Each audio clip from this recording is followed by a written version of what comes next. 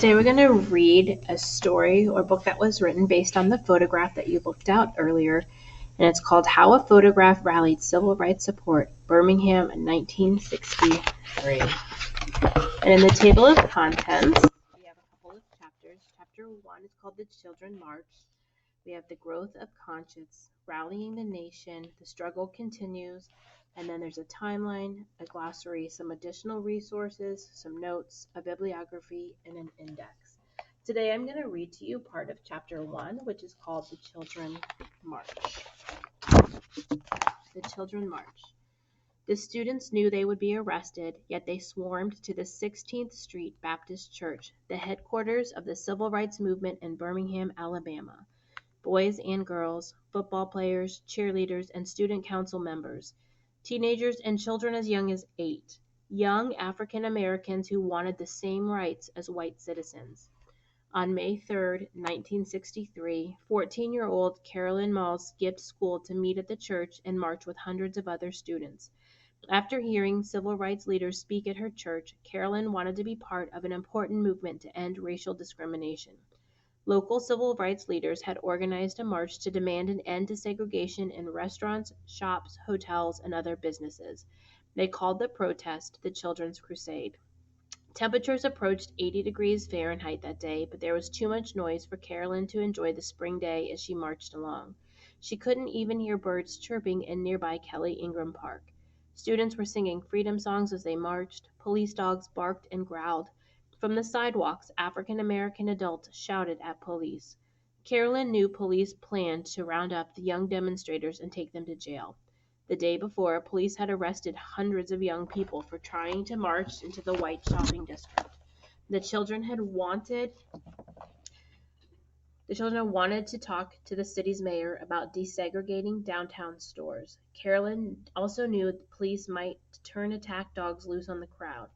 The people who organized the demonstration had warned kids about the police and the dogs. So I'm going to ask you to stop here and do some thinking. What have you learned about so far?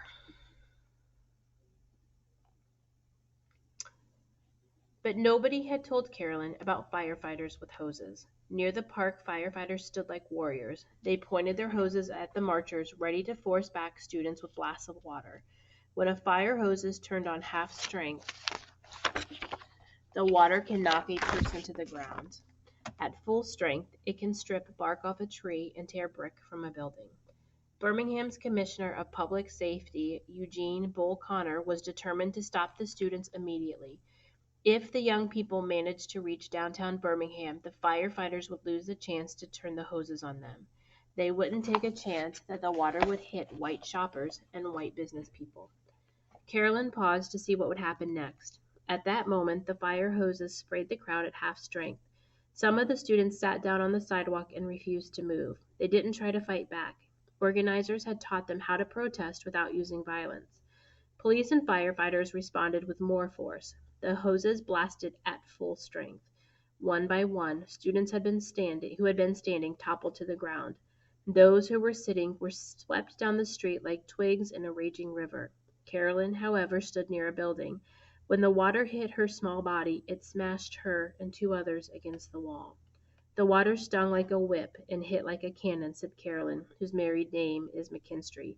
The force of it knocked you down like you weighed only 20 pounds, pushing people around like rag dolls. We tried to hold on to the building, but that was no use. Connor ordered police to release the dogs, which snarled and bit demonstrators. Adult onlookers were angry. They threw bottles, stones, and bricks at police. News reporters snaked through the demonstration, trying to record the event without getting hurt. The police barricade caused traffic snarls throughout downtown. A white driver tried to run his car into a line of African American students. Downtown Birmingham was erupting. Police, firefighters, and protest leaders agreed that the situation was becoming much too dangerous. The leaders decided to stop the demonstration and send the children home. I'm going to ask you to stop here and do some thinking. What did you just find out in the part of the book that you just heard? Stop and think about it for just a second. When Caroline returned to her house, she was wet and exhausted. The water had matted her hair and ripped her sweater. Her muscles ached and bruises were beginning to form where the water had hit her. Caroline's parents were outraged. They had not given her permission to skip school. They ordered her to stay out of trouble and keep away from the demonstrators. The family didn't need problems with the police. Caroline's afternoon of protesting ended with torn clothes and angry parents. It seemed as if the day's trouble had been for nothing.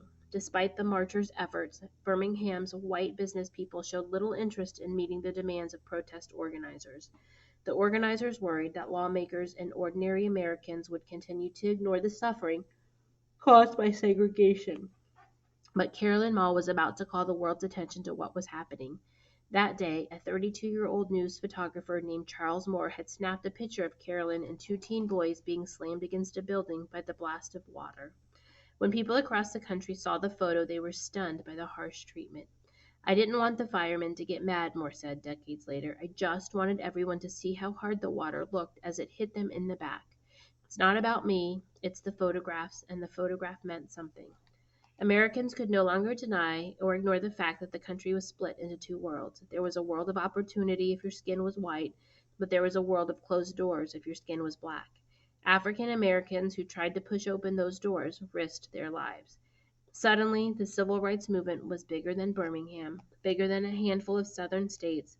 The image of a 14-year-old girl's brutal treatment made civil rights a national problem needing a national solution.